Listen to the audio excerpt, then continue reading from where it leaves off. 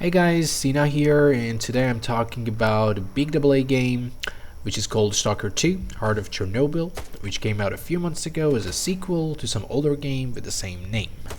Now, I'll be honest, I was super hyped for this game. Even though I'd never played the previous ones, the early footage had me thinking, hell yeah, a new Metro game. And for those of you who don't know me, I'm a huge fan of the Metro trilogy. So, seeing a new game that looked just like it got me really excited. Stalker 2 promised creepy atmosphere, radiation, mutants, sick first person shooting, survival horror, a big open world, and tons of stuff to do, so it was natural for me to feel that way. And when the game finally launched, after tons of delays due to its small dev team and the war in Ukraine, it was no surprise that people reported tons of bugs. Nowadays it's a very standard thing. So I naturally waited patiently for a few months and many patches to let the game become playable before jumping in. I also avoided watching any reviews or gameplay to keep my experience fresh and unbiased. Now, here's where I tell you how I really feel about the game. Well, it's complicated. There are parts of Stalker 2 that are genuinely charming and fun, but there's also a ton of issues that really hurt my overall experience. So let's break it down and I'll explain exactly why I feel this way.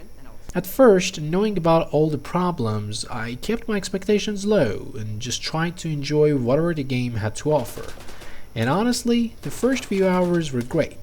Sure, the controls were clunky and optimization was rough, but after tweaking the settings and thanks to Reddit, things smoothed out. The world felt huge, the dialogue was intriguing, and I loved scavenging every little backpack for cool loot. The anomalies and mutants were terrifying, making me second guess every step. There were also so many mechanics to track: hunger, stamina, radiation, bleeding, which was overwhelming at first, but I pushed through with optimism. I tackled some missions, died a lot, mastered quick saving, got my hands on decent guns, and tried unraveling the mysteries of the zone. It all felt fresh yet familiar. I've never played Fallout, but from what I've seen, Stalker 2 felt like a weird mix of Fallout, Metro, and Far Cry. Managing factions, surviving mutants and radiation, sticking around bases, climbing towers. It felt like a creepy child of all of these games. The difficulty also impressed me. This wasn't just a mindless shooter. I had to worry about weapon degradation, jammed bullets, and other crazy realistic details, which made the experience deeper.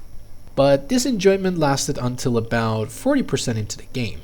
That's when things really started to bother me. Some of these issues might sound minor at first, but stick with me. They actually ruined the experience. And here's my list of complaints. At first, let's talk about walking. The map is massive. Early on, objectives are close, just 300 or 400 meters away. But later, you'll trek 3 kilometers just to talk to someone, then walk another 2 kilometers to kill a few guys or grab an item. In games like Red Dead Redemption 2 or The Witcher 3, this isn't a big deal because the world is packed with details and secrets.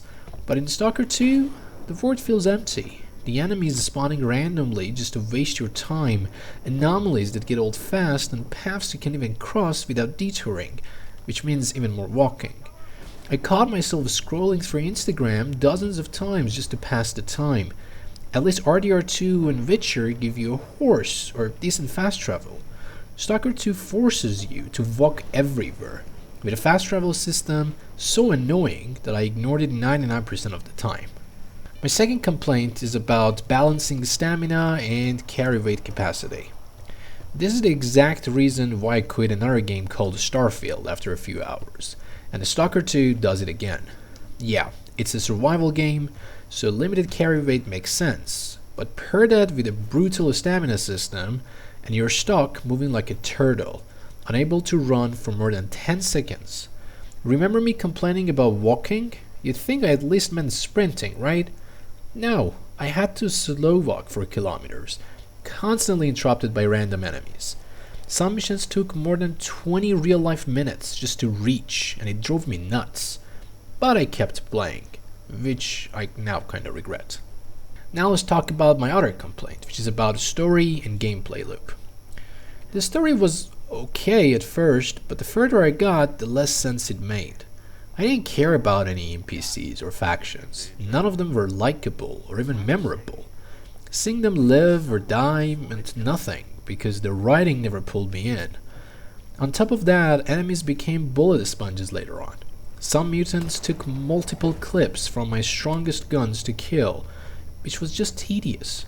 Challenges felt shallow and repetitive, and victories stopped being satisfying. So, I could rant about this game all day, but here's the thing. I don't hate Stalker 2. There are some great ideas here, and with better balancing, I might have enjoyed it. But between the VKI, bland open world, endless walking, and boring enemies, I just couldn't keep going. For the record, I finished about 31 missions out of 34 main missions, and I hated the last few hours. Every annoying mechanic was cranked up to 11, and I had zero motivation to finish. I'd rather go back and replay Metro than to spend another minute in this game. So, there you have it. My honest take on Stalker 2, Heart of Chernobyl. What did you think of the game? Let me know in the comments. I'd love to discuss it more. Until next time, when I finish another game and share my thoughts, take care, and bye bye.